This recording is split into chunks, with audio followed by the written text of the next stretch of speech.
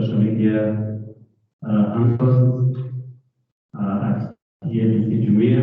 If you look at here, we'll get it. So without further ado, the candidate comes to the executive officer. This is John Bosco Kalisa. He's online, attending virtually, and we can see you, sir. Welcome. Yeah, thank you very much.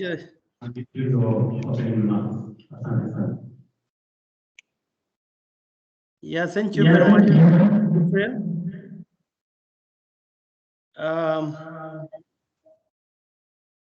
There is an echo somewhere, maybe.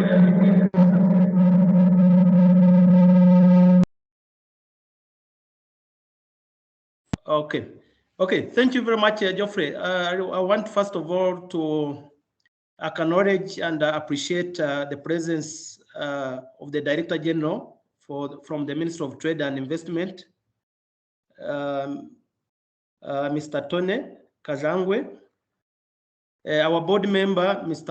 Emmanuel Ngusi, EABC Board Director, Madame Maureen Nimba, Head of MASA Platform, our host, Stephen Ruzibiza, Executive Director, CEO, Private Sector Federation, Alphonse Kwizera, Executive Director, Rwanda Manufacturers Association, EABC members, business leaders from all the sectors of the economy, members of the media fraternity who have joined us in terms of launching this important tool and platform that would enable our trade at the continental level. First of all, I would like again to appreciate the support accorded by Private Sector Federation and the Rwanda Association of Manufacturers, LAM, and the Afro-Exim Bank to work and associate with East African Business Council to organize this important event. It is an important event in the sense that it is a key tool in terms of supporting our aspiration in terms of a continental free trade area. When you look at the clusters that would enable African countries in terms of reaping the benefits of CFTA, one of the key clusters is trade information and having a critical platform in terms of due diligence. The due diligence means that we need to build trust, we need to build confidence among our trading partners. From the EABC perspective, this is a very exciting initiative that we are rolling out across all our partner states in the EAC. It is the first of its kind in the region. And I'm happy that a number of the business community, especially the corporates as well as SMEs, have already started onboarding into the platform. Let me say that the CFTA is a game changer at the continental level as well as at the EAC level. The game changer in terms of employment creation, in terms of increasing our intra-regional trade from the current level of 16% to 52%, as per the study conducted by UNECA. We also see that the CFTA intends to boost our continental GDP by around 3.5 trillion US dollars. But the CFTA also provides opportunity in terms of our export diversification as well as our product concentration and diversification. The exciting news for the CFTA is that it takes into account the key segments of our society, especially SMEs, women and youth, in terms of reaping the benefits of the CFTA. So as we commence the operationalization of the CFTA, it is important from the East African position to ensure that all the necessary conditions are put in place. The necessary conditions include the rules of origin. It includes our engagement in terms of digital rollout for for customs reforms. It is also important that we prepare our private sector to drive this agenda. The private sector needs to be on the driving seat. As I mentioned, there are a number of instruments that are critical and very important when we look at when we prepare our companies to take benefits of CFTA. One is that, and I want to really to commend the government of Rwanda, that one is that we need to align our trade policy with the continental trade policy. And I'm happy that the Minister of Trade, working with PSF, they already have a strategy how to prepare the Rwandan company to benefit from the CFTA. That's a step ahead, a step in the right direction.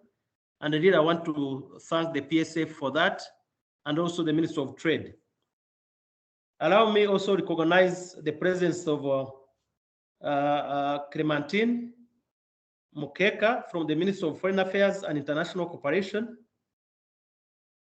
And I really appreciate that the Ministry of Foreign Affairs and International Cooperation is very critical, as all the policies and strategy we are developing, they are the supporter, they are the key movers of those policies and strategy. I've really appreciated that despite the challenges occasioned by COVID in the region, we are seeing some positive trend in terms of recovery.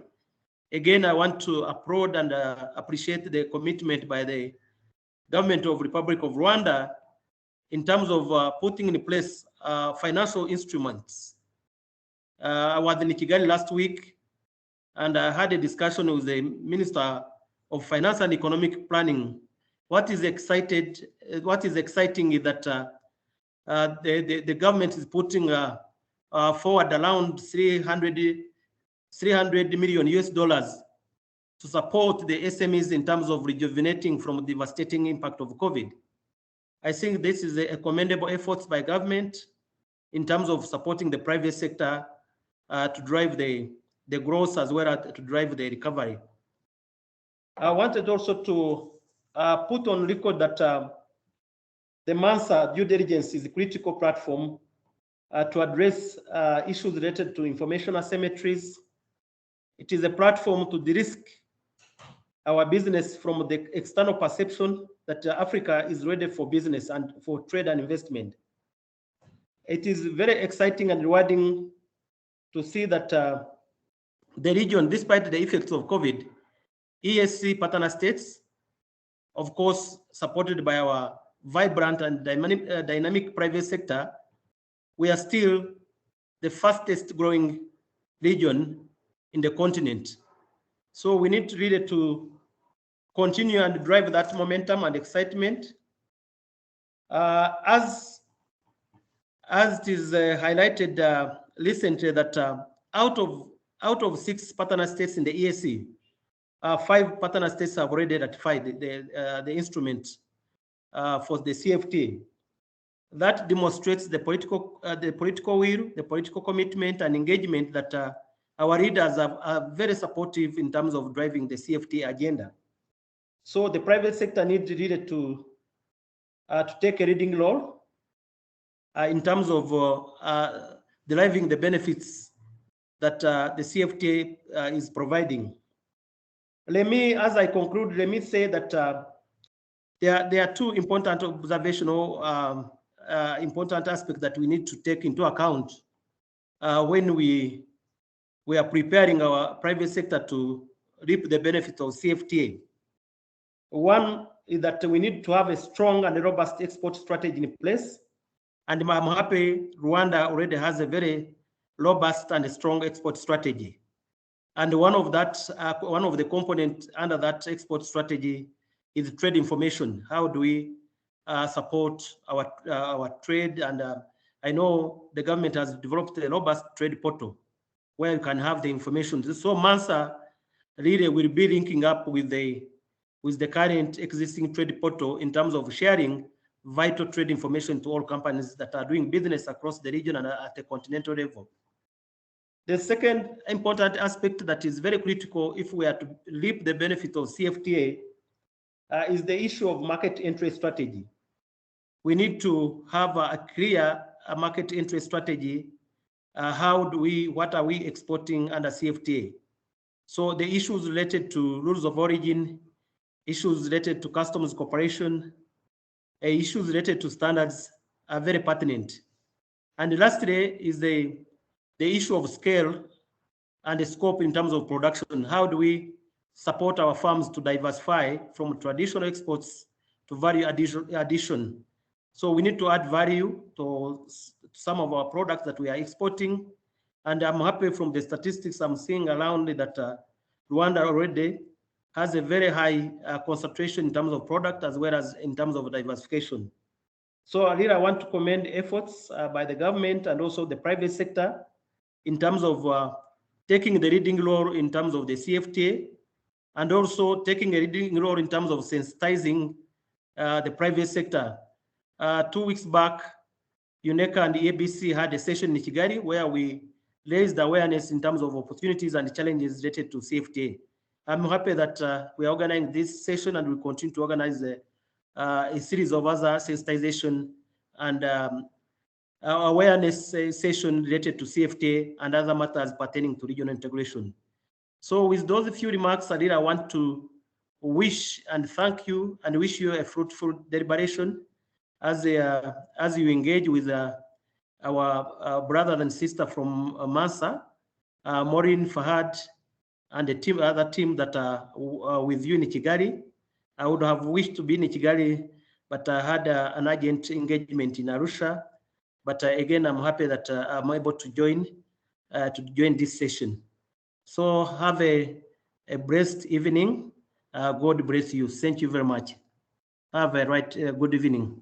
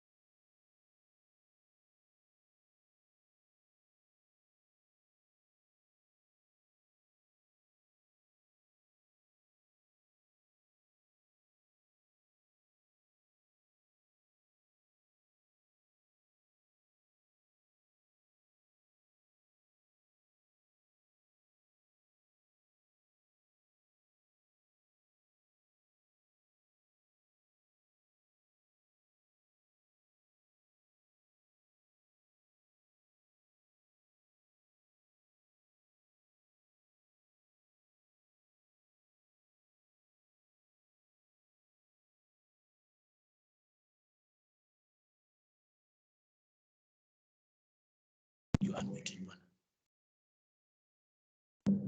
Yes, okay. We try to reduce the input cost. Very well. Yes, okay. Input cost we look at. We also have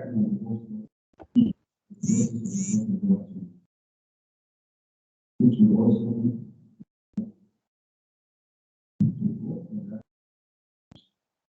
and we must the master was written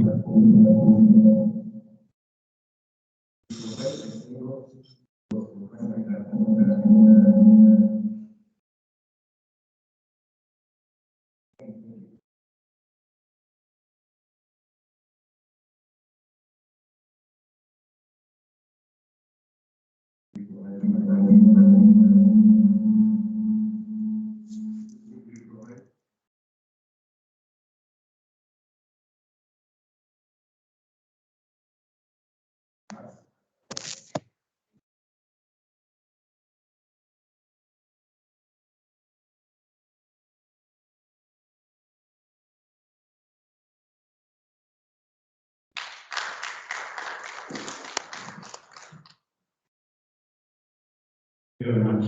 Very much. Thank you very much, Mr. Alphonse. Indeed, AfCFTA will create jobs, especially for the youth and SMEs, and the wide market that they are tapping. So I still insist that back of our mind, as we listen to these presentations and speeches, we go back to the company, am I ready to trade with Egypt, Nigeria, South Africa, Botswana, Ivory Coast, Senegal, etc. Go back to your company and look inside. How much strength do I have? And if I do not have, what do I need to ensure that I prepare myself to trade with these huge economies? But what I know Rwanda is a very resilient country. Also, ethical commerce, not only at the political but then the business. Ethical work for the current sector solution for 10 years. And I've seen companies grow from a very small micro level to what they call now the children's fund. And that's very commendable. The resilience of the nation translated to what we see outside here. Very much, Mr. Alphonse. Now we can have remarks from Madam Maureen Barr. Everyone.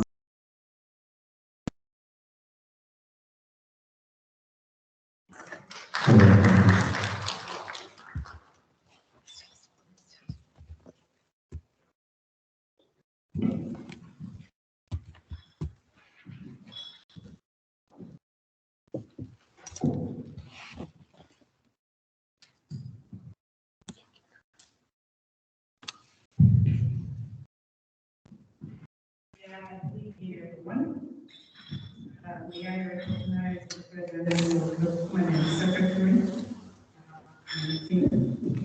and of course the Chief Executive, Secretary of the Rwanda Association of Manufacturers, of those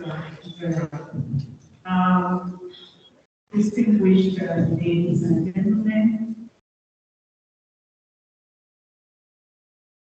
I must say thank you very much, Sandy Sana, for having us here. Again, probably you just have to know a little bit, but I think we all know our state African exporting project. The government of Rwanda is a shareholder, a very significant shareholder in the bank. The bank started operations in 1994, inaugurated in Abuja, Nigeria in 1993. It has 4 classes of shareholders.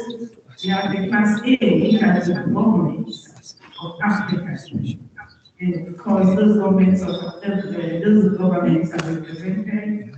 by the Ministry of Finance or there are central banks. In some cases, the two bodies representing their governments.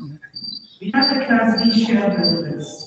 Those Class B shareholders constitute the private sector, the African private sector, and they control 40% of the equity, of the bank.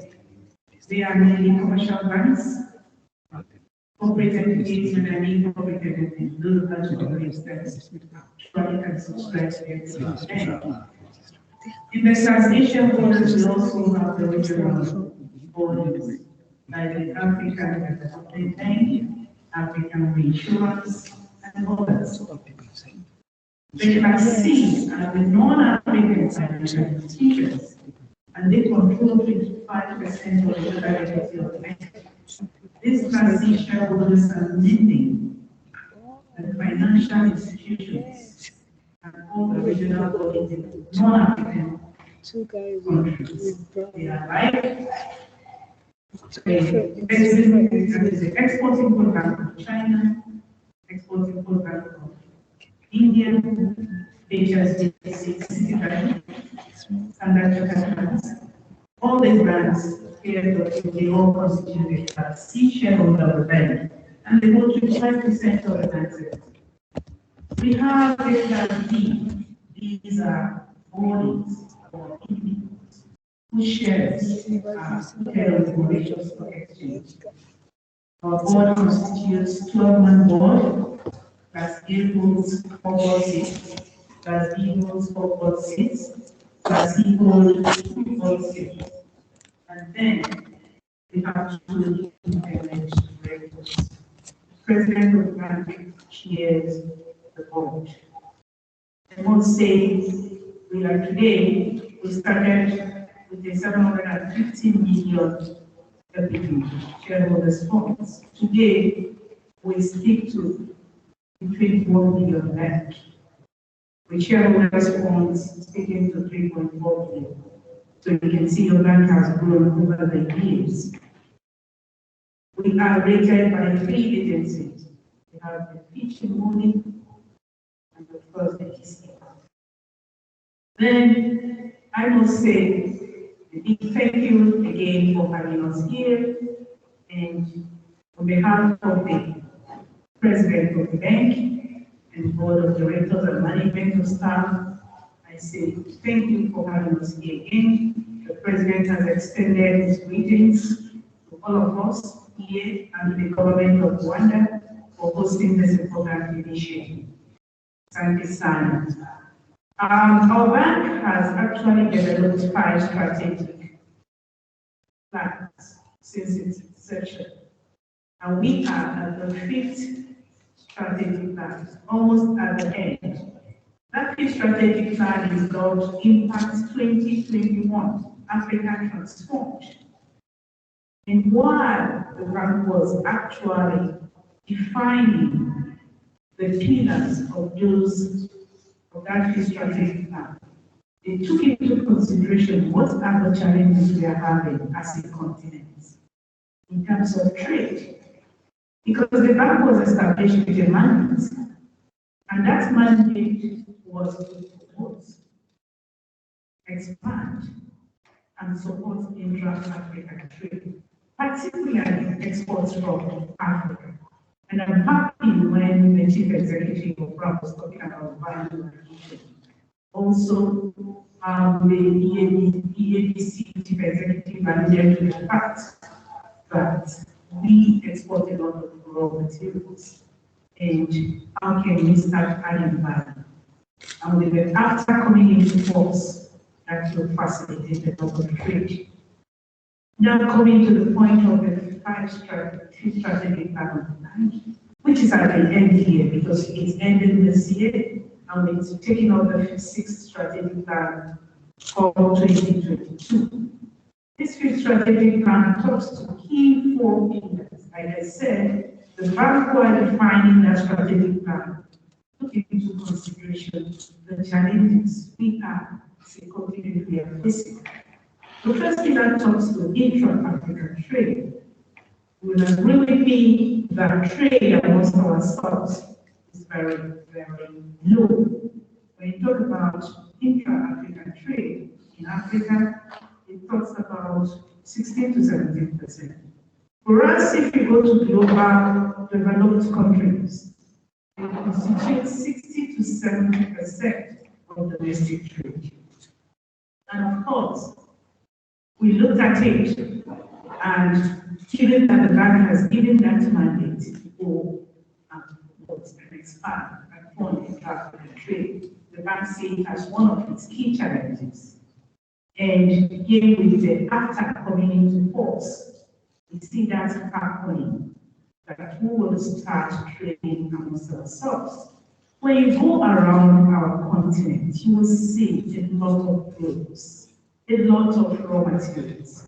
And Africa is noted to be an exporter of raw commodities without value addition. About 70 to 80% of raw materials used globally are produced in Africa. And by the time it gets out of the continent, they are transformed into finished goods and brought back into the country for exorbitant prices. And that has been a big challenge to the continent. So the bank thought it's going to be a key pillar in its strategic plan. We talk about the second pillar, which speaks to industrialization and export development. Again, we are not industrialized nations. We can count how many African countries are actually on the road to development.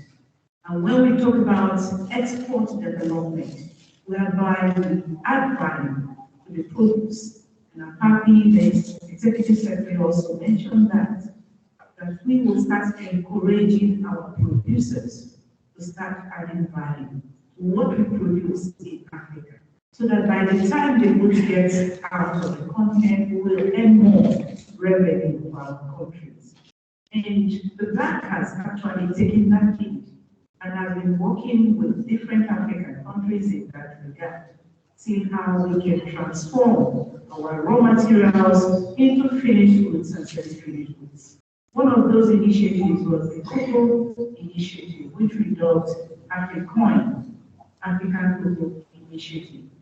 The bank actually looked at the 4 main producers of cocoa globally, and they are found in Africa. They are Ghana, Nigeria, Cote d'Ivoire, and Cameroon.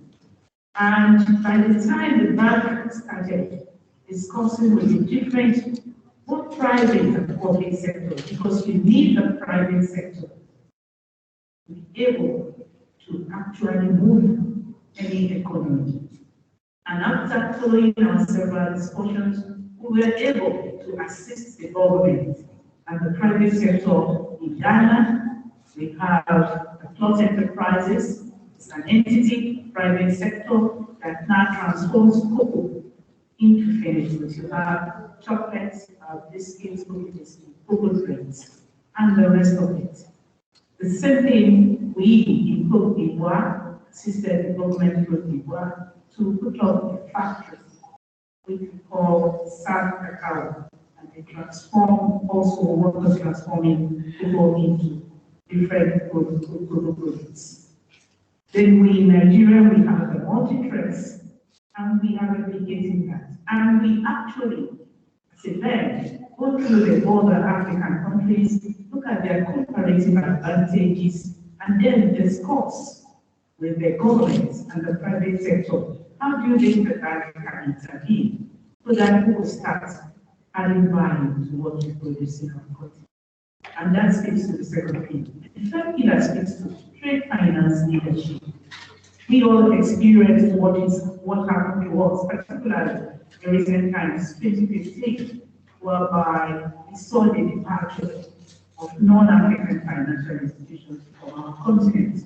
I applaud Rwanda because I think Rwanda actually have more of it local banks than I've not heard of any parties like Rwanda or any, probably I have not made my research very well. But you see other African countries, we actually experience that de-risking of our African financial institutions because of having inadequate information. Where you have information about African entities, they are inadequate, not sufficient, and the huge cost of doing compliance in Africa. By the time those banks compare the profit at the end of the day to the what actually they have spent in terms of due diligence, they found out that there was no need remaining in the African continent, and that left our countries with one confirming banks in some countries. In some countries, they were not even confirming banks, and that has put a big block in our correspondent bank relationships. And of course, this is what led to the establishment of this great initiative we are talking about today, the MANSA initiative. I think my colleague Gamu will make a better presentation, will give us a brief from the video we're going to see how did the MANSA get its name from that MANSA repository platform. If in a nutshell, it's about the Malian emperor in the 1300s, Mansa Musa, who actually was set to put Africa on the road. The fourth pillar of that strategic plan speaks to, as the bank has gotten the financial model, sound financial performance, and the bank actually deliver on these great initiatives or great pillars with what we have in hand, and that was the fourth pillar. And the bank has actually started making moves, working with African central banks and other investors who will actually invest into the bank. And having said that, this is a big summary of the bank, an overview of the bank we are looking at, which is the African Export-Import Bank, the AfCFTA Bank. And of course, the great initiative we're about to launch today, which is the MANSA repository platform. You may be asked, why MANSA? Or why this this continental platform that speaks to KYC CDD? It is very pertinent and very imperative that we start having this type of tools in the continent that will address the issue of not having adequate information and try to remove completely the risk perception of doing business in Africa. Because most investors or potential investors or potential partners, when they come to your business, they say, no, we don't have information about this African entity. Going to Africa is risky. So the bank thought of putting this very tool in place. And this is the MANSA repository platform. The MANSA repository platform speaks to three pillars. The first pillar is about KYC CDD, which is our main concentration. The second pillar speaks to Invest in Africa, which provides to a linked trade information portal, which is another initiative the bank is rolling out. The third pillar talks to news and events, provides you trade information about different African countries, about different African entities, about different African producers and manufacturers, and of course, what is happening in the compliance space in Africa. These are the three main pillars. The first pillar, which is our concentration, which is the KYC CDD, it talks to three customers. The first customer is the contributor, which I see all of us in this room being part of it, putting your information on the platform. And those information have been categorized into 6 requirements. And you talk to identification, your shareholder, your financial, your sector of the economy. And of course, so AML questionnaires which you will answer. And if you have any affiliates, then you can put that. So we've got to categorize it. And this meets international best practices. We have a template for the financial institution. We have a template for the corporate entities and the SMEs. The second layer of that KYC is the verifier. We see the verifiers of the information being very critical to the platform because Because again, remember we talked about the risk perception of doing business in Africa. So the platform is out to provide authentic and credible information about African entities, so that anybody going, any potential partner or potential subscriber, consumer of the information, you click on the button, you're looking for RAM. Once you click on RAM, you see the detailed information about RAM, where RAM is, and then probably you needed to know more about RAM. It gives you that link to the trade information portal, which will provide more detail about RAM. We see the RAM members, the members on the platform, uploading their information to the platform. You may ask why. This will provide visibility to their different businesses. This will help them to grow their businesses. This will help them to diversify in the different products they have that capability or they are known for. This will also assist them in sourcing funds, both at domestic level and international level. The Master Repository Platform is the answer. It's a game changer in the continent, particularly with the AfCFTA regime coming into force, because that will assist you to do a lot of businesses in the continent and with the rest of the world. The Master Repository Platform will also help you to make jobs. When I make some presentations, I always refer to the Mercedes of this book. The Mercedes, if you go to the Mercedes, it was a one-man business. Putting nuts and bolts together. At a stage, the business was attracting a lot of customers, and he couldn't meet the demand. He now called his brother, "Can you join me and assist?" And from there, the business started growing. Today, Mercedes is a household name.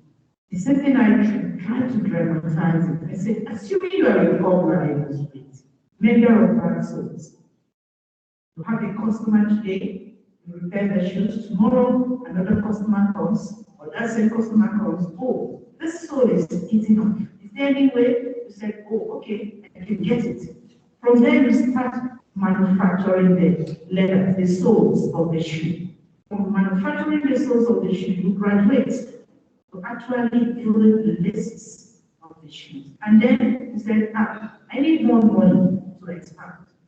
In that regard, you approach a bank, and the bank says, wow, we can assist you to grow this business. Or there might be a potential investor or potential partner who is interested in assisting you to develop your business. And the next thing they will inject some money, some funds into that business in order in shoe manufacturing to start going national, going beyond Rwanda to other African countries, exporting your goods. So this is what the Master Repository Platform is here to do. Master will assist us to put governance in place, develop that governance culture, so that when we are doing business, people know we are noted to be a one-man business. That's why when I was talking to the chief executive of RAM, I said, I will be disturbing you. Because again, I think together we will build these institutions, we will institutionalize them, we start adding value to what they're producing, we start inculcating the need to have a good governance culture in place. And that governance culture, you say, oh, I'm a one-man business, I don't have any money.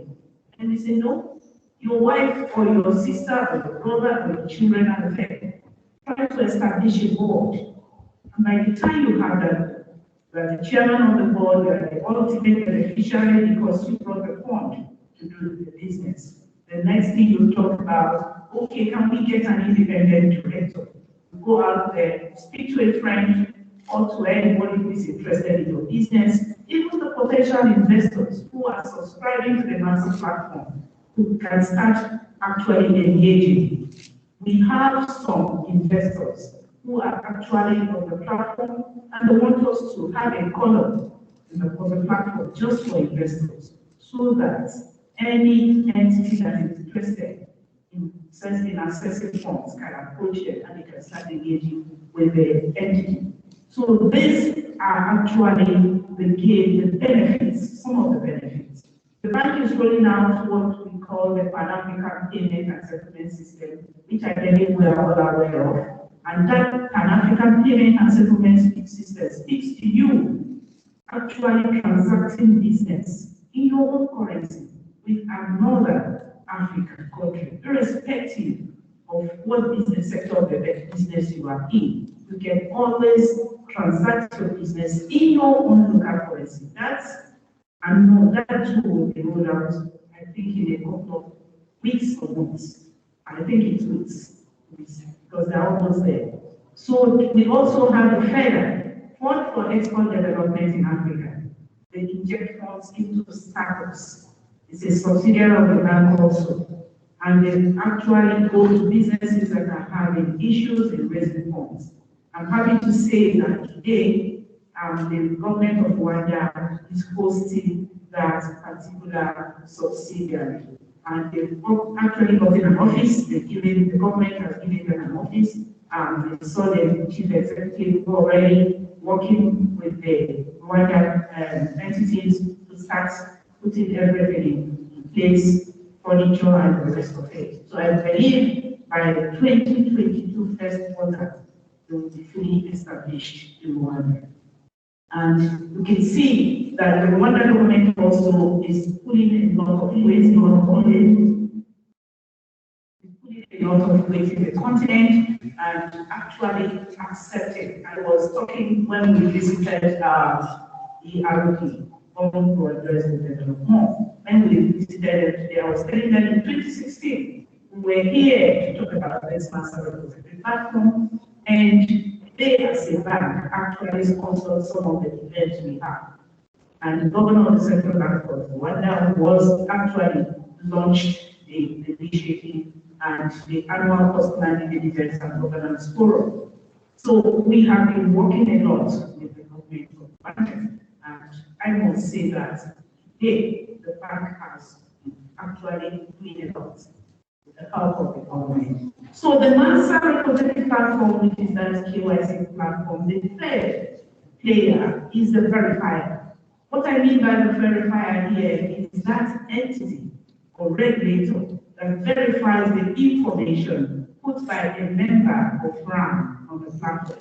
So the RAM, the chief executive of RAM, they identified an administrator and said, you take care of all the RAM members. And because they are all going to onboard the platform. So every information they upload, you have to verify and authenticate the information. If they are not, because this is a web-based platform. It's a centralized due diligence repository platform. And once they go on the platform, they verify the information put by the member of RAM. And if it is okay, then it goes through for quality checks by AfCFTA before they are now published on the platform. Remember, we are saying here, we want to reduce or remove completely the negative risk perception of doing business in Africa. And by doing that, we want to provide an authentic and credible information. The platform was launched on 30th November 2020, but because of the pandemic, we've not been aggressive on having our presence in all African countries. But we have been populating the platform. And EABC being a member of the MANSA, they are one of the MANSA champions. So they invited us that we have to work with all East African countries where they are actually where they hold very firm hold. But we have to work with them so that they can start immediately onboarding the MANSA platform. We started our journey from Uganda and we received very warm welcome. The same thing in Kenya. From Kenya, we are here. We're living here for Burundi, Tanzania, and Zanzibar. This is the first MANSA campaign or awareness creation, as we call it. And we've been receiving positive responses. We are now onboarding as we speak, because the countries we visited, they are also onboarding. the chambers of commerce, stock exchanges, SMEs, that are all coming on board. Today, if you go to www.mansaf.africa, we already talking about 1,000 profiles from the three sectors I've just named: financial institutions, corporate entities, and of course the SMEs. The SMEs are very important to us because these are actually the movers of any economy, and because we know their importance, we want all of them to come onto that work stream whereby we all work together and create that Africa we want to see. We all want to transform. That is one goal we all have. Transform Africa and transform Africa's future. This is the objective we all have. And working together with all these entities, we believe that we will be able, before even the end of 2022, we thought it will happen in 2021. But again, the pandemic has actually restrained us a lot. But we believe by 2022, by this time next year, when we'll be talking to all of us again, we'll be saying that today we have 24 million members on the NASA platform. I think I will pause here and then say a big thank you. But the message here is that we want all of us, as we speak today, please, all your information, we have the contributor agreement, you are appointed to administration, we have it on the platform. It's a game changer. With the after regime force, it will play a very big role. Breaking all those barriers without adequate information about entities will not actually serve the purpose. Information is key, and information is gold. So we urge all of you to support the concern in the repository platform. Thank you very much for listening.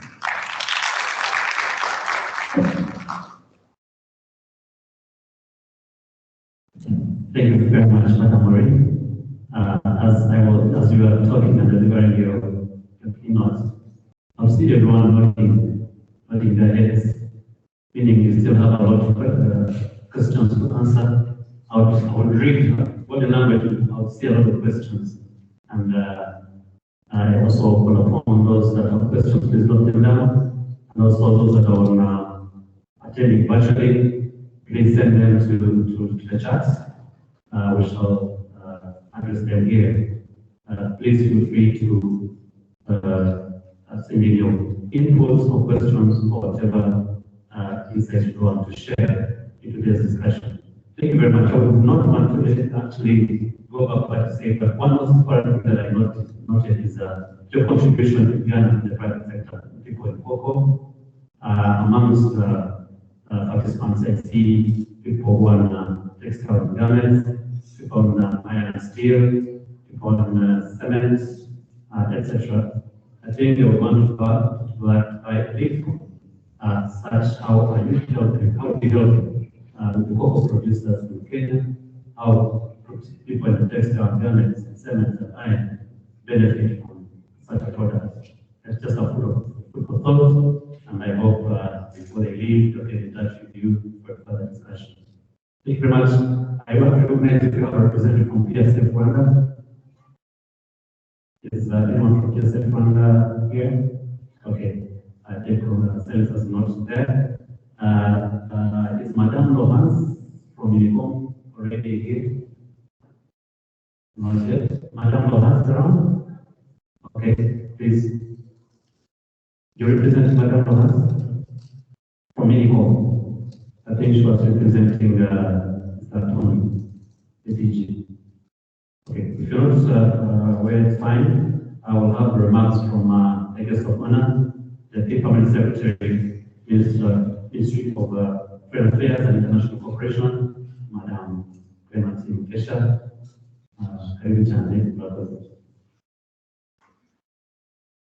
Thank you so much, MC.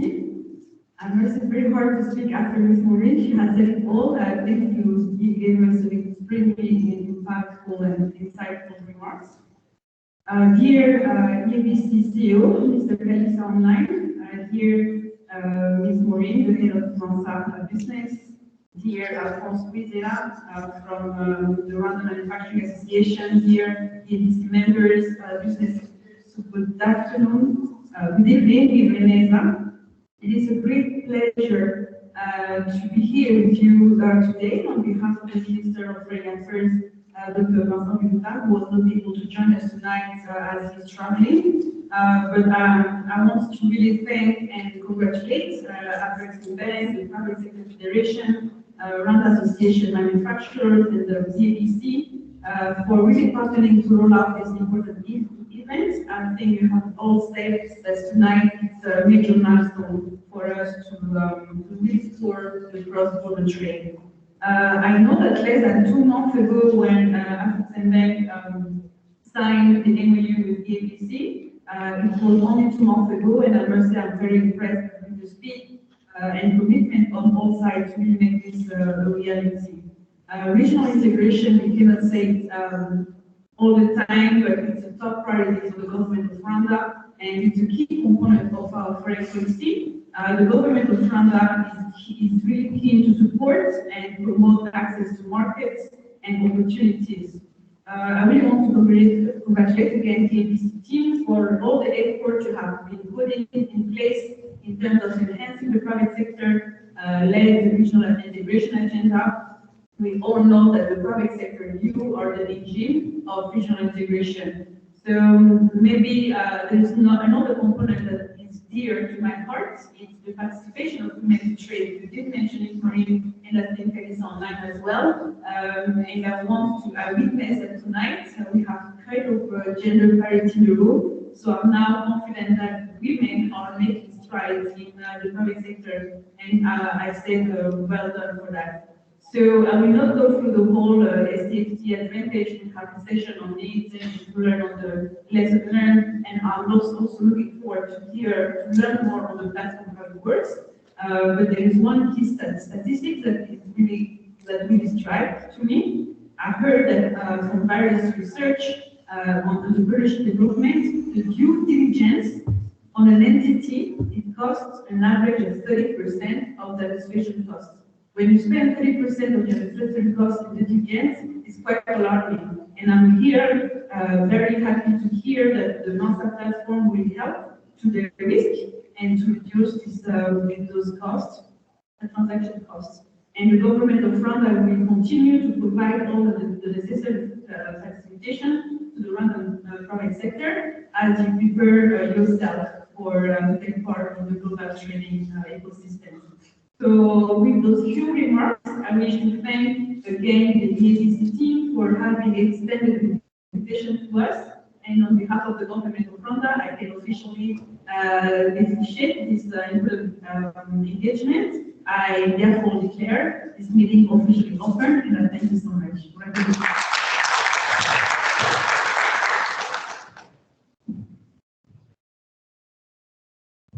Thank you, yes, thank you very much.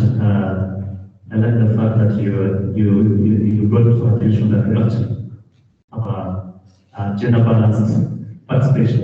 And thank you very much. And your interaction to the commitment of Rwanda, government of Rwanda, in supporting the private sector in this journey that we're in. We're ensuring that we prepare our contributors of the economy to trade with the continent.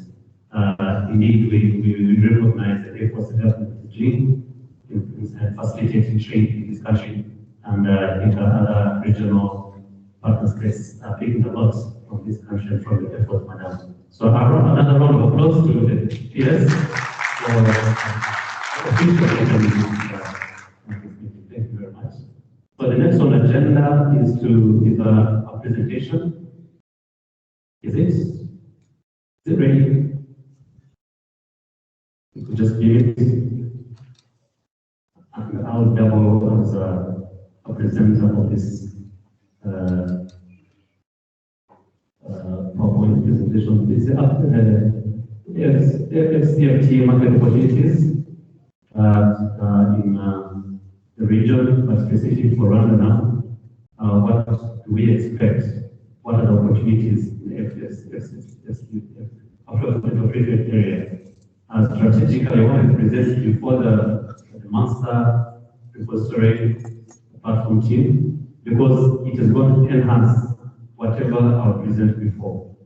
The master platform will enhance achieving those opportunities or realizing those milestones that we think we consider as opportunities for trade and investment across the East region, but specifically now for Rwanda as a potential beneficiary of this trade agreement.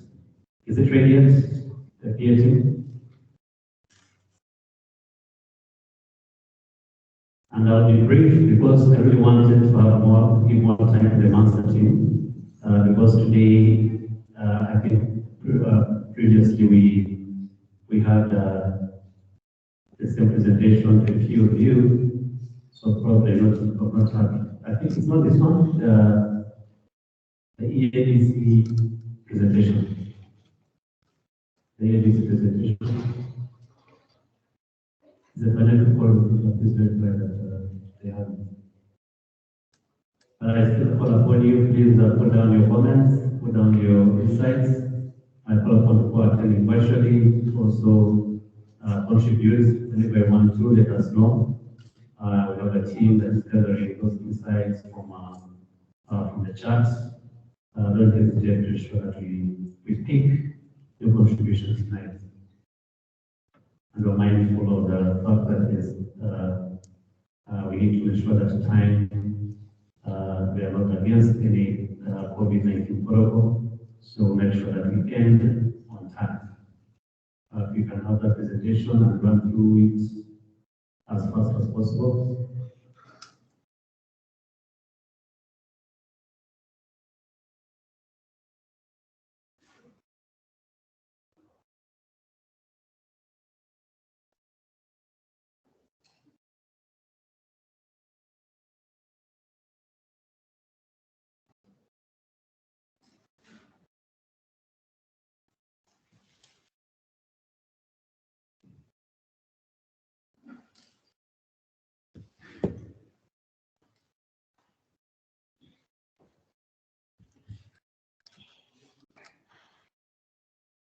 Yes. So it was supposed to be presented by Mr. John Bosco, who is our CEO. I hope I'll just do a bit of justice to this presentation because it is not mine. It is my CEO's presentation, and I'll just try to run through it and ensure that I do it as best as he would have done it. So help me God. Next slide, please. So we are trying to unpack the opportunities of AfCFTA to the private sector. So what are its major benefits across the continent? And I'm going to be fast because this is a presentation that you've probably seen or heard or viewed elsewhere. It's expected to boost the continental GDP from a single market to a tune of $450 billion US. It's also going to add 52% on intra-Africa trade. And I'm already sure that we are not even 18.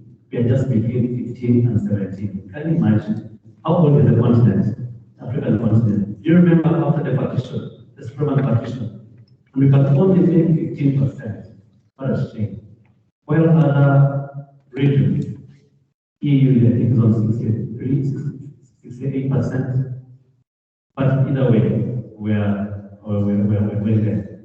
So we can only boost this intra-Africa trade if we have the AfCFTA, and we can only add it to, we expect to contribute to 50%. So that's a very, very important aspect. It's expected to produce 14 million plus jobs, decent jobs, by the way, not any jobs, but decent jobs. These are professional jobs. So that's a plus of having this platform. This agreement. Other benefits, increase in trade diversity. Since most of the Africa trade is not extractive. Actually, when we look at AfCFTA, it is difficult to realize a lot of benefits from extractives. Why? Because not so many partners, not so many member states in Africa are in this industry. It's just a few. So majorly, Africa is into agriculture, service, and others. as well as manufacturing and processing. So most of the contribution is going to be through those other sectors. Well, it's going to be protected women traders. I think it's music to the PSCS, especially women who make up to 70% of the informal trade. You can imagine that it's a single market with no barriers. A woman will trade from here to Ivory Coast with just one passport, or not even a passport, depending on how the negotiations will go on movement of people. So we know that 70% of the informal trade is done by women. So this agreement is going to facilitate this biggest contributor. We expect to grow the SME sector, obtain the biggest trade for SME business that are also contribute 8% to the private sector, not only in the region, but on the continent. So we see growth, exponential growth of SMEs from micro to small to even larger corporates. Next.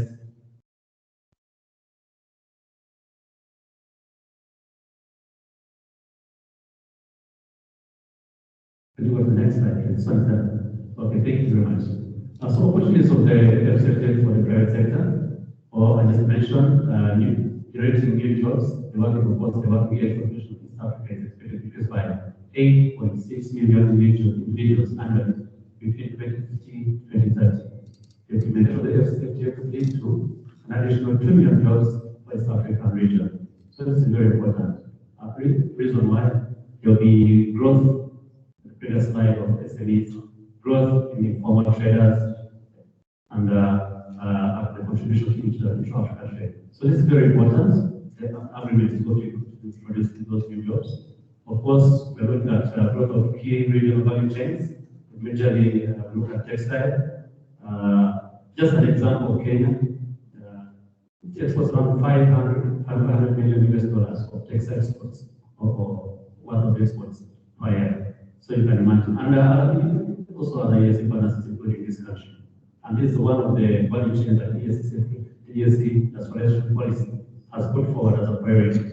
So we are going to see a lot of the increase and growth of the ESC value chains. Why? Because the raw materials that Madam Moreno was talking about, if the industries are growing, then we are not going to export the raw materials. We are going to retain it in our continent and will contribute to growth of this key value chain that have been earmarked by the East African community as a priority. The transport and logistics sector is going to play a lot in ensuring that they connect these dots, the producers and the consumers. So the logistics and the transport sector, this is a very important thing. Whenever the value chains are growing, the enabling factor is transport and logistics. So you need to also look at how you prepare yourself to ensure that you facilitate this growth of this growing value chain. Increased economic growth with tariff removal. Of course, it's expected that in the agreement that 90% of tariff fines will be liberalized. This should mean will be removed. What does that mean? It's whenever, I think, if you do business, if they remove any of your tariff, even if it is 0.201, it contributes much to your business. 90% of tariff fines are going to be removed. What does that mean? It offsets what you were incurring as an input cost.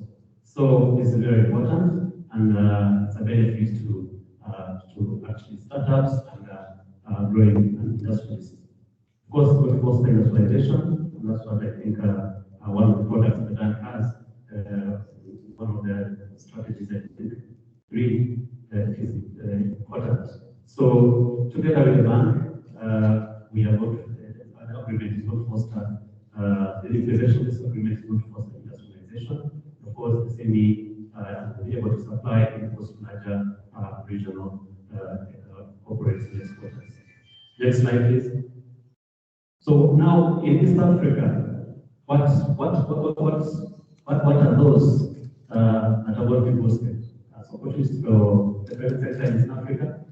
Textile and clothing is one of the sectors that is expected to really benefit from this agreement. Heavy manufacturing, I think people like Chillington, music here. Light manufacturing, I think my colleague from Bonus is music as well. Those people that are really trying to manufacture, this is 61% as a potential benefit. Processed food, 54%, livestock and meat products, 39%, transport and communications, 37%, grains and crops, those are that are really important produced, 18%. And the poverty, of course, when I mentioned the extraction, because of its constituency in terms of availability in the continent. So you can look at, in terms of ranking, the sectors that are expected to benefit from this agreement, most of which are prevalent in this country. So it is up to us now in those respective sectors to ensure that we prepare, we get ready to ensure that we tap into those percentages of benefits. Next slide, please. So opportunities to the foreign investors. The opportunities are not only for the locals who are trading, but also foreign investors who are coming to invest in the continent. We're talking about 55 member states with around 2 to 1.3 billion people who are consumers. But it's an opportunity for investors in various sectors, especially manufacturing and services. 55 member states, 1.3 billion consumers. That is a huge market for any business, any investor that wants to invest with disposable income and a growing population that I saw in the previous slide. So that is very important. For the AfCFTA, we create an expanded single continent market of 1.2 billion people, most of whom are the youth, and growing middle class, with consumer spending of around 4 trillion, and some opportunities still for an investor. It's going to have a combined GDP of 3.4 trillion, and this is confidence. This creates confidence to investors. 3.4 trillion worth of GDP. That is not a job. That's a lot of opportunity. Of course, African countries will have agreed to eliminate 97% of the tariff lines on the intra-Africa trading goods, and that is, as I mentioned, whenever the tariffs are removed, that is actually even the 3% that is remaining will be liberalized in the 10 years. In 10 years, if a country is not a country. So at some point, we'll have 100% removal of tariff lines. What does that mean? It is a level playing ground for any investor that wants to invest in any of the African countries. And let's hope Rwanda will be the first, as usually. Of course, the improved investment regulatory framework. Of course, there's the protocol investment that is being negotiated.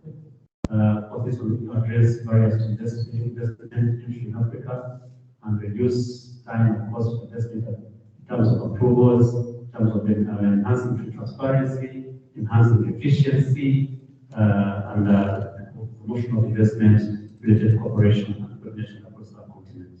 So there's in the investment protocol, there's a harmonization of regulations on investment across the continent. So this is one of the tools that will definitely facilitate investors. The global value chain that I mentioned in the previous slide. Each country in Africa has earmarked specific value chains that are going to drive the growth of their country. So the concentration of improvement value chains creates an opportunity for investors coming into our continent. And what we see, increase for the investments in our country and of course increase in our GDP. Next slide, please. So, much after speaking, merrymaking, there's nothing comes in one point. There's definitely a challenge that we expect in implementing the Continental African Free Trade Area. We're addressing the cost of trade. It's going to be a problem. The cost of cross-border trade is high and they represent a barrier to India and so on. SMEs. Currently, it's very difficult to trade because of barriers, either tariff or non-tariff barriers. So if you're going to introduce this continental agreement, how are we going to address this cost of trade? Because these barriers have been persistent for the last 40, 30 years. Even when we have the East African Community common market, we still have non-tariff barriers. So it's going to be a challenge to implement the agreement. We have conflicting rates. Most of the partner states are in different rates. Rwanda is 93.44. Tanzania is not in COMESA, it's in SADC. Rwanda is in COMESA, it's not in SADC. What does that mean? So negotiations are going to be very difficult in terms of how accessing this, accessing the preferential treatment of goods moving across. Because at the end of the day, the AfCFTA is a trade agreement and it's not a common market. Meaning, at the end of the day, some, even when you negotiate, but at some level, it's a common market, meaning some partner rates, specific rates will retain their own agreements. So the fact that countries are in different rates will create a bit of a problem in implementing the continental agreement. We have different levels of digitization, and at least Rwanda is quite ahead in terms of digitizing their services across the board. But when you look at some other partner states, which I mentioned, levels of digital trade and digital development is still low. So how now we interconnect? Because we are in an era of e-commerce, an era of technology, where things have to be moving without physically taking the flight where they are physically. So how do we trade with each other if levels of ICT are still barriers? So that's a potential challenge. Of course, government support to producers. We have different levels of support to the private sector across the region. One of them, I think Rwanda is one of those countries that is really trying to ensure that they promote exporters. I remember there used to be a fund in DRD, I don't know whether it's the exporter fund, where exporters gladly go there and give them money to facilitate in that regard. But what happens with other partner states? So it's important that we harmonize our support to the private sector, especially exporters. But at the end of the day, we want to increase exports. We want to have market access of our products. So if we don't have, if we're not operating at the same levels, or maybe close to the same levels, it's going to be difficult because what are the incentives do we, what's the incentives that we provide to exporters? What tax waivers are there? Is there any technical assistance to them? What are the farmers benefiting in terms of acquiring raw materials? What infrastructure is there, whether soft or hard, that supports these export ecosystems? So the more we get different or varied, the more difficult it becomes to implement this agreement. But I think given that there's a bit of high political will, we expect that this will materialize. Next slide. So what we recommend to ensure that we have this integrated AfCFTA is well implemented. We need to roll out sensitization campaigns of the agreement to the private sector, and I'm glad that at least this kind of shows that people are interested and the enthusiasm is there to understand what is expected and how do we get ourselves ready to tap into this market. And thanks to African Zimbabwe, NECA, who are partnered with us at the ABC to ensure that people understand this agreement, understand what is entailed, understand how they should be ready to benefit.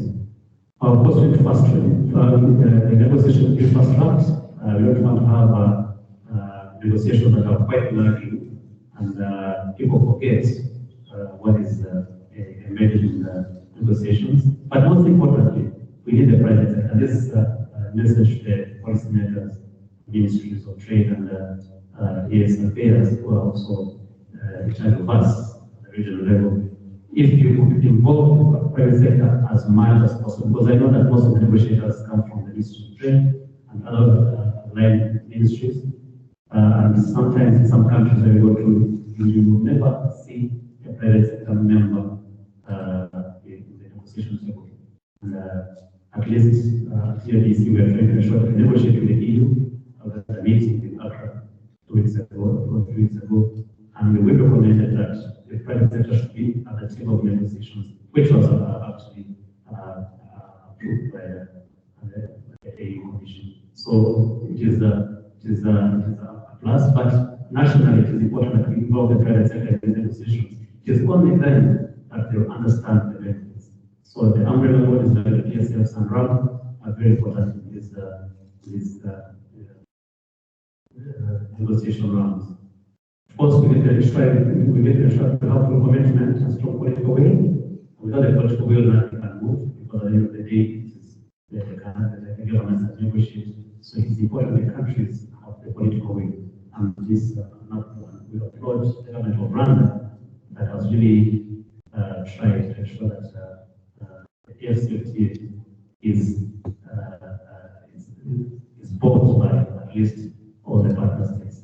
Remember, this was born here, so there's no way the government of Rwanda can let it go. So we already will give thanks to the government of Rwanda. We need to harmonize policies, trade policies and regulations to be harmonized to facilitate business across the continent. That's self-explanatory. If policies are not harmonized, there's no way we can trade together. So this is but the good thing is that it's something that at least all of the countries that have ratified at least have given commitment to align with the policies that have been put forward by the African Continent, the AU. This partner system to develop innovative investment incentives is very important. That's what I was saying in the previous slide. Without incentives to the private sector across the board, it's going to be difficult for them to match trade with other state parties. Remember, there are other countries that have export subsidies, for example. I don't know how many countries have export subsidies. I don't know about Rwanda now, but again, how do you now compete with a company that has an export subsidy, that has a manufacturing subsidy, that is the startups are given a bit of a fund? So it's maybe homework to our policymakers to see that at least we match our incentives with the rest of other state parties to ensure that we are at the same level in field of business. We ensure that EAC private sector formalize the businesses and adopt corporate management principles that are inclusive in nature. We need to stop having a company, Kamanzi Limited, owned by Kamanzi, and the daughter is the MD, and the other one, the cousin is that those things are still really archaic. So we need to really inculcate corporate governance in our businesses to ensure that we match up. Because at the end of the day, some, I think, Madam Wen can tell you, there will be a criteria to follow if you access some support facilities in different parts. And one of those is how do you corporate governance, how do you books of accounts, how do you operate? You have systems, you have a board. What the board is you and nothing but you. So it is important that we open business to the rest of the world. We really formalize how we do businesses to ensure that we match up with the global trends of the business. Next. So, the final slide is in order to trade under the following force must take precedence. After negotiations, maybe this of trade is very important. Result of the negotiations must be adopted. Was the time schedules and as well as the rules of origin. These are very important tools that we must areas.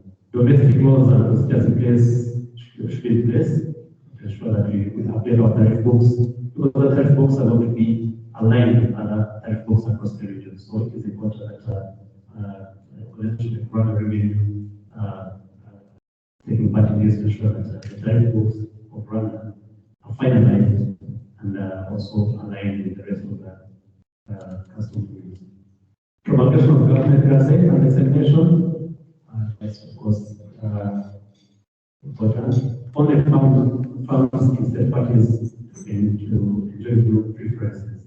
Of course, one reason why that towards third parties is aligned because you can just ratify, but you don't become a state party. You can only become a state party if you deposit those tools and those instruments of ratification.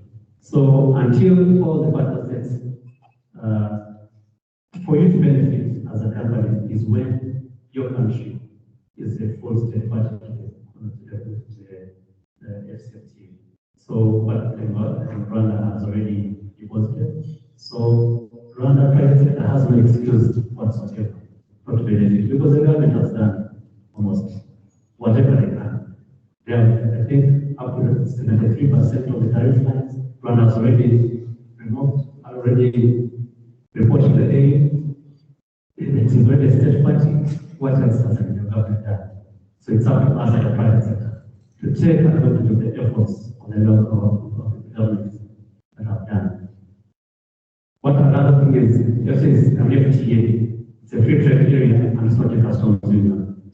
So it's not a common market.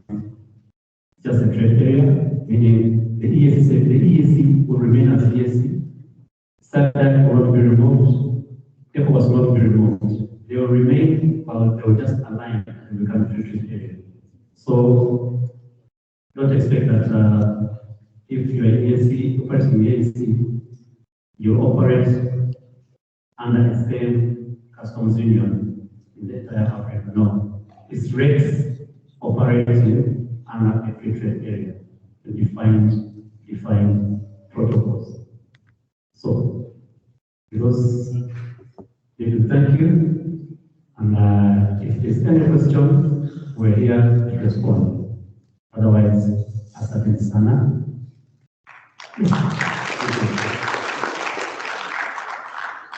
Back to my moderating part.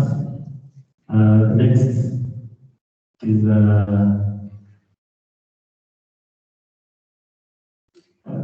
Zakaria. So are we ready to launch? One presentation from the... We have presentation from the Mansa team, yes. Oh, sure. So thank you very much. We will have another brief presentation from the Mansa team. Please pay attention to this presentation. It is the highlight of the night, and I hope all of you came here to understand this Mansa, because I many of us have the slides on the FCTs, but not necessarily the first time. So I welcome the gentleman, very.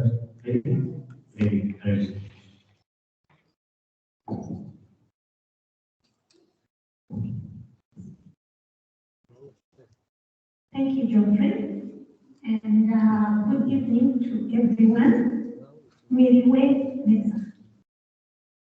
Okay. That's good. It's good that we are here today. Thank you for finding time to join us today as we launch the Continental Repository for Know Your Customer Data, the Mansa Repository Platform. You can see that we are calling it is the passport to trade and investments. That's the Mansa Repository Platform we are presenting today. I'll be very quick. In my presentation, I'm going to cover the background, a little bit of the Mansa Repository Platform, as well as the benefits of the Mansa Repository Platform. Regarding the background of the Mansa Repository Platform, I will highlight that we have noted that during the period between 2014 and 2015, you can move to the next slide, please.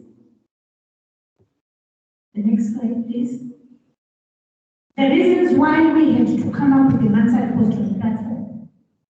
During the period between 2014 and 2015, as Africa, we suffered what we call today de-risking. What is this element called de-risking? This is an event in which, or a series of events whereby we saw international banks, investors choosing to leave the soils of Africa in their big numbers, resulting in negative trade effects. What really caused this de-risking? We noted that in the past century, or the period between since 2020, there's been an escalation in terms of international regulation regarding movement of goods as well as funds across the borders.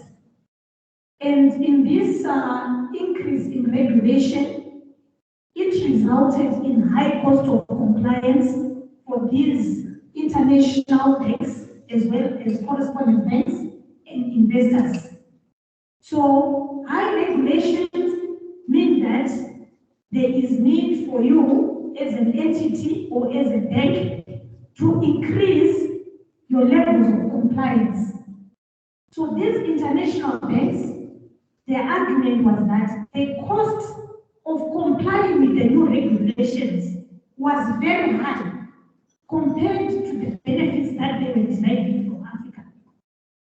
So as a result, they viewed it in terms of cost-benefit analysis that it would be better for them to leave trade with Africa rather than incur millions of dollars in fines due to failure to comply with the regulations. And their argument was that African entities, it's very difficult for an entity or for a bank to get information regarding African entities. There was no way where you could find readily available information required for them to carry out customer due diligence so that they comply with the international regulations. I think you saw in September 2011 the bombing of the Twin Towers under terrorist attacks. We are seeing even today a lot of terrorist attacks here and there. So because of these events of the world, internationally or globally, there is now a requirement for countries, including African countries, to set up standards and frameworks that will ensure that the money and the goods that we trade in as a continent are derived from clean activities. So as a result, the international banks have noted this risk, high risk, caused by information asymmetry in Africa. They decided to cut trade with Africa. And you know that as Africa, what we desperately need is funding. So where you find an international bank saying that I am going to reduce your line of credit from 100 million to 5 million because of my risk of exposure. Because the cost of me as an international bank, getting to know you better is very high. I cannot risk that fine, having myself being fined. This was the argument. So we saw the de-risking, and it is estimated that Africa as a whole, we lost about 100 billion of US dollar in trade due to de-risking. Another reason why we had to come up with the Mansard Apostolic platform was to promote trade amongst ourselves. I usually give an example. If you are sitting here in Rwanda and you want to buy some goods in Egypt, you will not know with confidence if you prepay for those goods. Will you receive the goods in the quality and quantity as agreed the contract before you send the money? Issues of confidence free trade. We have seen from the 1st of January this year, 2021, the Africa Continental Free Trade Agreement coming into force. But is it possible? Do we as Africans believe in ourselves? Can we trade amongst ourselves with that level of confidence? Can you send your goods? Can you send your goods from here in Rwanda to say Nigeria and hope to receive your money? We have noted that for various reasons, including lack of confidence amongst ourselves, our trade as a continent amongst ourselves has remained very low. So the Manza Repository platform is coming in to connect us, for us to know each other better. I always give a prototype of a marriage. For people to get into a marriage, they need to first establish, to know each other intimately. The same applies to business. Before I can give you my money in exchange for the goods that you are selling, I need to know you intimately. So we have found that lack of information regarding African entities has resulted in African entities not trading among themselves. A trader in Africa would rather send their money to Europe. We have had so many cases, despite that, of money that has disappeared after paying for certain goods, which they have never delivered. But there is a level of confidence that if I send my money to China, I will receive my goods in the quantity and quality we have agreed to privately sell. Why is it that amongst ourselves as Africa, we do not trust ourselves? Issues of confidence. Now comes the game changer, the Manza Repository platform, which is aimed at profiling African entities in a manner that will meet international best practice standards, in a manner that will actually boost confidence regarding the existence and authenticity of an entity that has been provided, that has been profiled through the Manza Repository platform. How have we done that? We have come up with a framework which ensures that when you as an entity have onboarded your information onto the Manza Repository platform, there should be an independent verifier of that information. For central banks, for banking institutions, for other financial institutions, we have engaged the central banks of Africa to come in onto the platform and play the role of verifying the information being submitted by the financial institutions that they are supervising. I am happy today to say the central bank here in Rwanda, the National Bank of Rwanda, has already endorsed the Manza Repository platform, and they've actually given us officers who are going to work with all financial institutions under their purview to ensure that every financial institution that is going to onboard the information is verified. So whoever wants to come and set up a business here in Rwanda, they will be able to go to the Manza Repository platform and see information in the profile regarding any bank, and they can choose who they want to bank with when they establish their enterprise here in Rwanda. Same goes for corporates. If a corporate enterprise comes on the Manza Repository platform, we have engaged the Rwanda Development Board, and discussions are still underway for them to act as verifiers to say, indeed, this company has been registered in our country. We are also engaging other associations, which are umbrella bodies with membership under them, such that this level of a framework will boost the confidence that the information within the platform is information of integrity, which has been verified by an independent party, therefore viewed to be authentic and credible, such that as Africa, as we start to open up our borders and trade amongst ourselves, that confidence level is actually boosted. That was the Manza Repository. That's one gap that we noted to address the low levels of trade, the low levels of confidence of dealing with each other that we have experienced or are experiencing currently in Africa. You can move to the next slide, please. Having said that, we look at the Manza Repository platform do we derive the name Manta? Can everyone say Manta? Manta. Okay? Is the name today, the name of the platform that we are launching. We derived the name Manta from a Malian emperor who was called Mansa Musa. Mansa Musa reigned during the 1300s, and he was known to trade and to be very rich in gold. He is actually reckoned to be the man that actually brought Africa to the fore in terms of trade.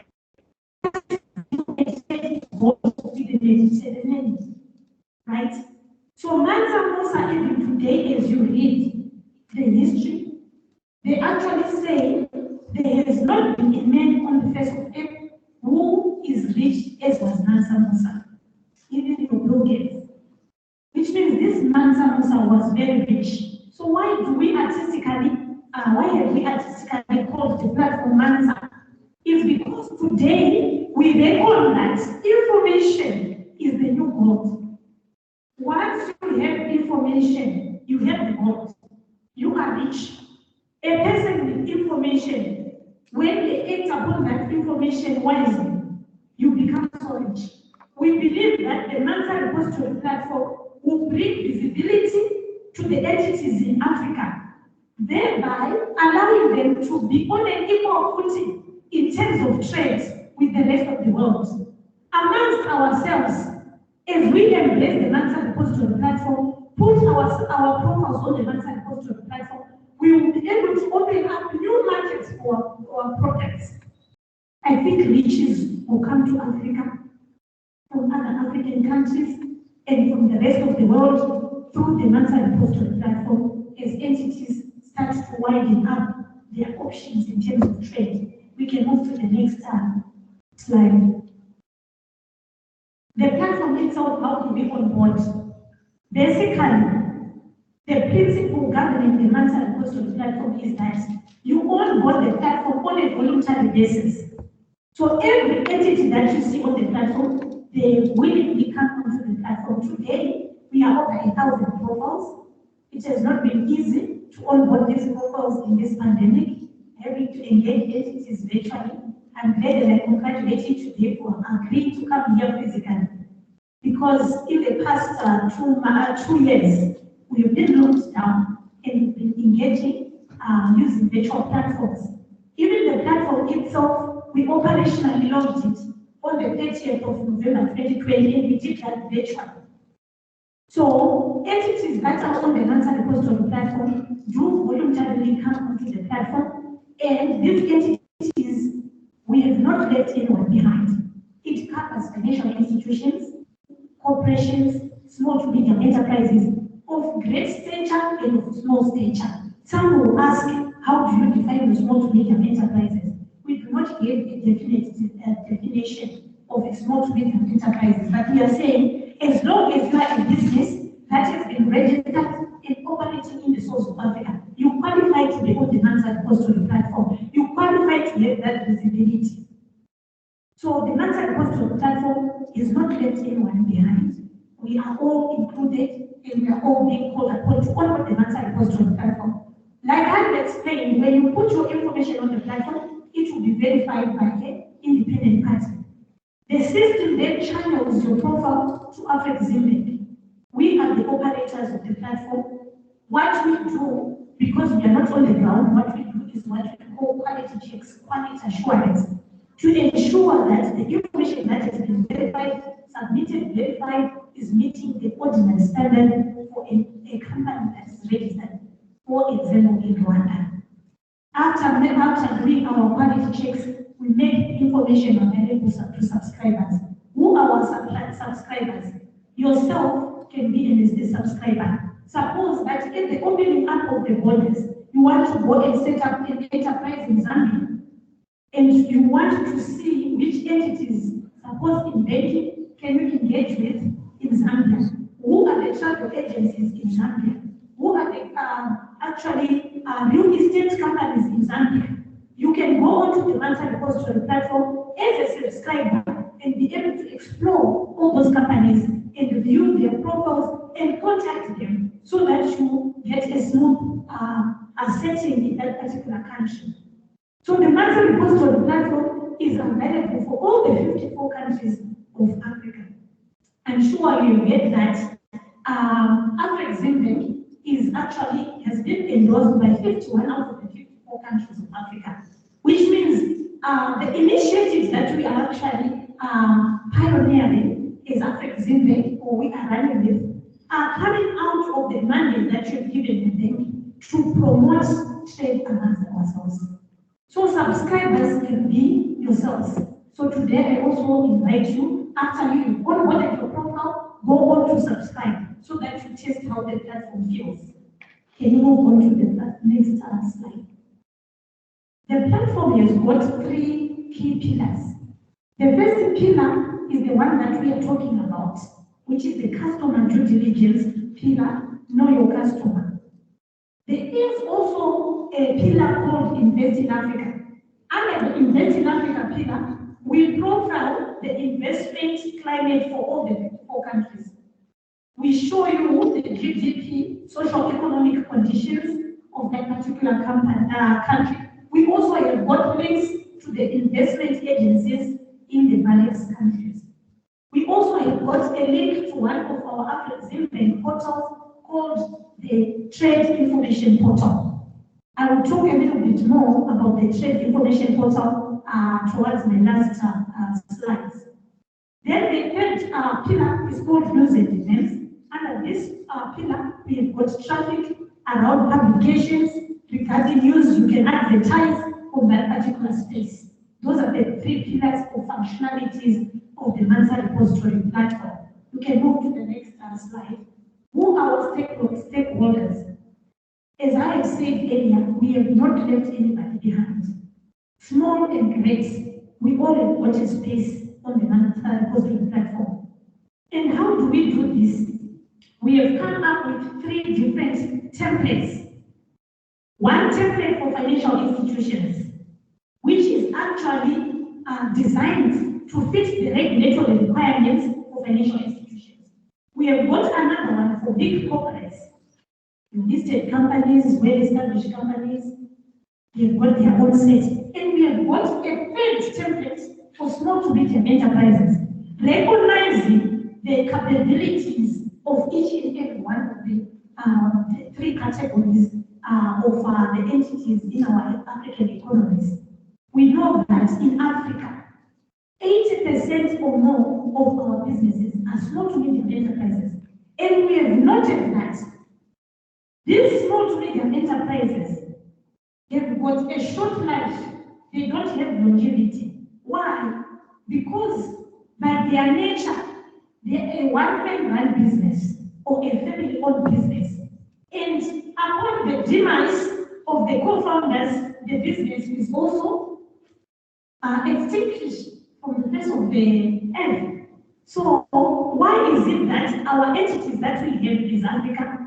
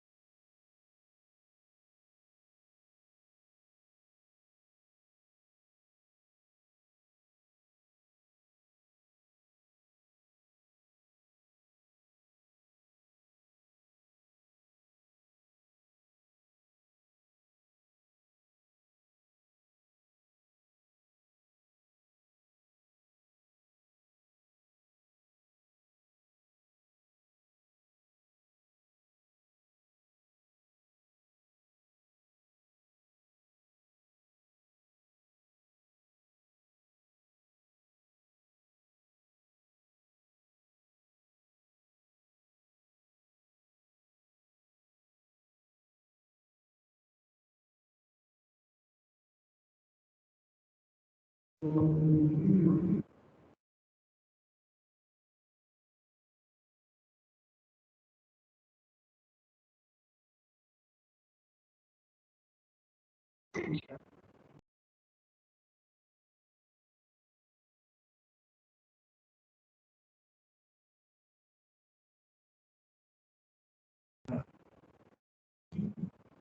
very much.